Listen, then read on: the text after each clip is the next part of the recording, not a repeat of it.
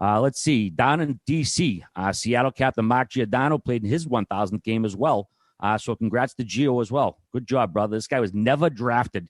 Currently in his 16th season. I mean, that's an unreal accomplishment to never get drafted, play 16 years. It makes a lot of front offices look stupid, I'll tell you that. You know, he actually played in the KHL back in the 07-08 season. Played a couple games with the Flames. I don't know, contracts things were going on, so he went to Russia for a year. Flames were notoriously cheap back then, and they tried to hose him on his contract. So he said, fuck you. He went over to Russia.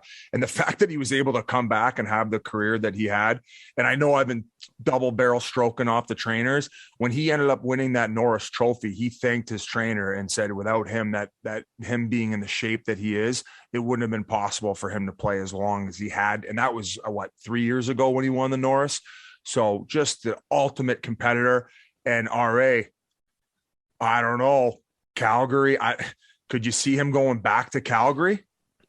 I mean, sorry, wait. It's probably in his court. I mean, I'm sure they're talking to him about it. If he doesn't want to sign an extension with Seattle, and I'm sure he wants to go get a crack at a ring. He's 38 years old. He's not going to get too many more shots at it. So I would think he would ask for a trade. And he would probably cost them like a fourth rounder, third rounder, maybe. Not too expensive. And it's hard, right? Because obviously there's rumblings that Calgary would be the team. Tree Living loved him. It probably crushed his soul at the fact that he had to keep him or make him available, for the expansion draft. To bring him back would probably be something that he would want to do. I guess you just got to worry about the fact that they are rolling so good right now that you just don't want to disrupt what's happening and take ice time and a spot in the lineup for somebody who has earned it for Daryl Sutter. So to go back to just him as a player though, folks, I mean, we've talked about him many a times on this podcast, ultimate competitor, extremely well liked by his teammates. And I know that him and Luch can absolutely crush pints together. He went over to Russia because Daryl Sutter at the time wouldn't give him a one-way. And he went over and completely proved himself, improved offensively a little bit, and proved to the entire team, like, I'm a player. And so to do that and to take your entire career in your own hands and go over and risk that was a pretty ballsy move. So he's deserving of all the success he's had, of the 1,000 games he's played. I read an old article.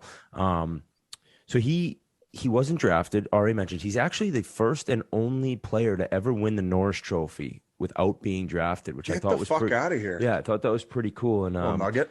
Our boy Commodore was interviewed in this old article I was reading about so when he's coming out of junior, I think he played for Owen Sound. Yep. He didn't have anything going, and he got invited to a Flames summer camp. He was actually already, I don't know about enrolled, but he was already committed to going to play for York University in Toronto, which is pretty much usually the end of the line. If you go play junior, you play college after, most guys aren't going to play pro hockey at a real high level after that. But he goes to the Flames summer camp. He does great, and he signs a 3-way deal. So he signed a salary in the coast. Do those even exist anymore? I don't even think they do. I was wondering that. The old 3-way. I remember the 3-ways. Biz had a bunch of them, but they were contracts. I think so what happened was, so he goes, and that lockout year was his first year. So he was in Lowell, which was actually split between Carolina and Calgary. So 4 defensemen that were under property of the Hurricanes got to be on the team, and 4 defensemen under property of the Flames got to be on the team.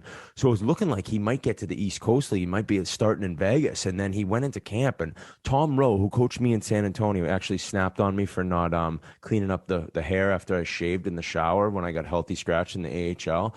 So that was another scumbag move. Douchebag move. Should have been on there. But he had a bunch of quotes that, like, right away, he's like, this kid's pretty good. So Commodore's talking about how at the time he thought he was a little bit overweight. He's like, this kid's kind of chunky, but he moves really well, and he kept playing better and better. And I guess after being scratched for a little while, there was a game where Comey had some special insoles in his skates, kind of like what I wore, it sounded like, and he forgot them. Oh. And he's like, I can't play without these. And he was going to give it a go with some normal insoles. And I guess Tom Rowe said, nah, Comey, you're going to play so many games this year, don't worry about it. And in that game, that's when Giordano got into the lineup, and he pretty much never left.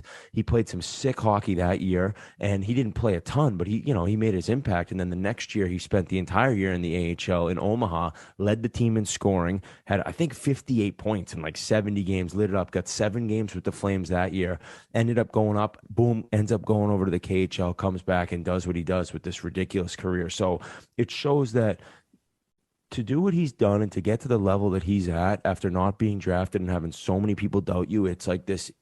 it's this fortitude that you have inside where nobody's going to let you get shut out from your dream and from what you know you can accomplish. And he's exemplified like professionalism and working till it's impossible to work any harder.